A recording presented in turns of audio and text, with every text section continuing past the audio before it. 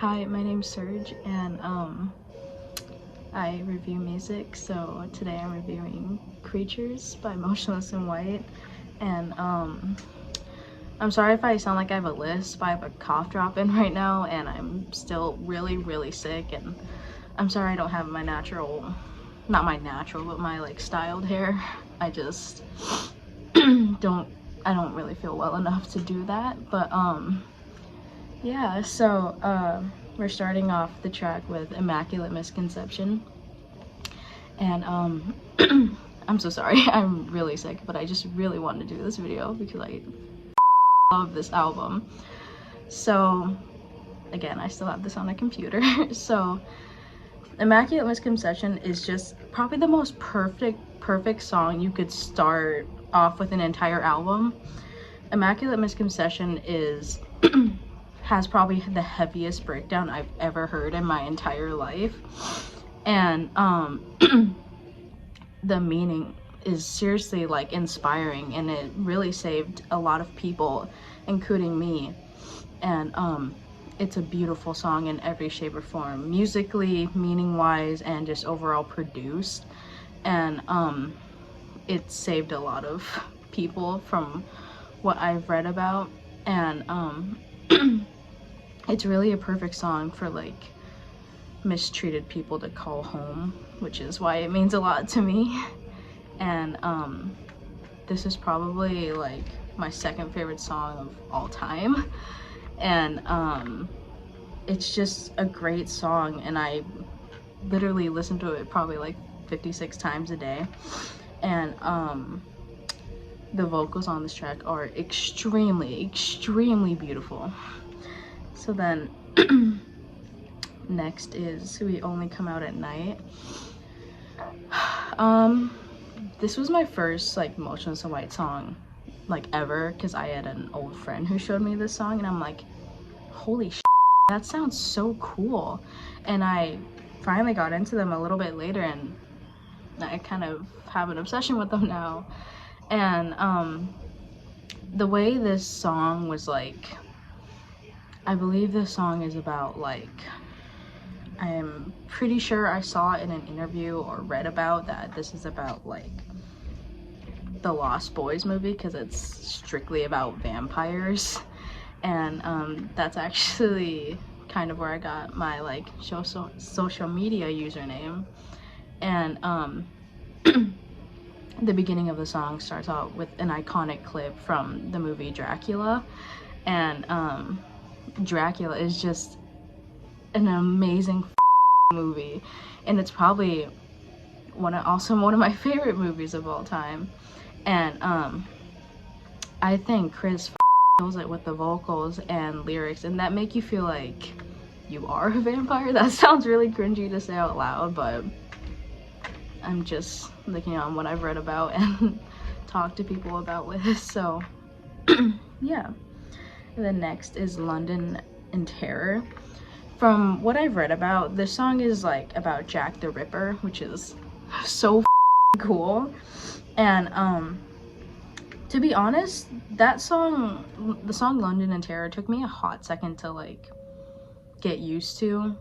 I don't know, I feel like when I first started listening to the song, it gave me like a I was just like, this really isn't that amazing. But like, now that I've listened to it for a little longer, I think it's a really good song. And the meaning behind it of Jack the Ripper is just, again, super cool. And I really like the rhythm throughout London in Terror. I didn't like it before, but when I started listening to it more, I'm like, oh yeah, that sounds so cool. And I love it a lot.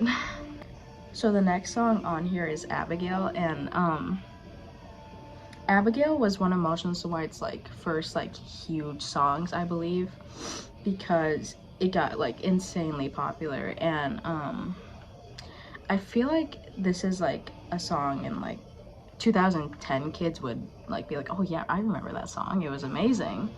But this song gained huge recognition for Motionless and White, and I believe it's probably their biggest song back then.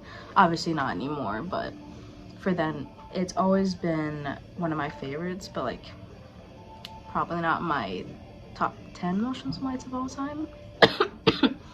But it's a great song, and the overall rhythm of the song is really cool and catchy, and I really recommend this song. The next song on here is Creatures, and Creatures is probably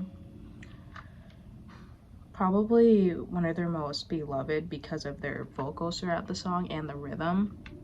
And I think that's so cool about it. And Creatures is probably one of my favorite songs of all time by them too, because their overall sound of Creatures in general just sounds insane, and I think it's a really great song. The next song on here is Cobwebs, and I think Cobwebs is probably my second favorite song off this album, and Cobwebs just had like a huge impact for me. And I think the beginning is just like a hypnotism of like meaning, if that makes sense, because the meaning of like getting lost in the past and how you can't let it go, and how it like personally like destroys you because you can't let go of it, and all of that, and how things can change and how it doesn't feel good when things change. And this song seriously changed my life, and I recommend it to anyone ever. The next song on here is Computer 2, and this song was on the horror, and it was known as schizophrenic cannibalistic fest.com, and I don't know why it's on Creatures, but I think it's a amazing song, and the guitar riff throughout the whole song is fucking insane, and I love it so much. And it's just a huge like appreciation, honestly, because I just think this song and this entire album is just so beautiful. And not much people talk about this song, I feel like, and they should, because it's really amazing.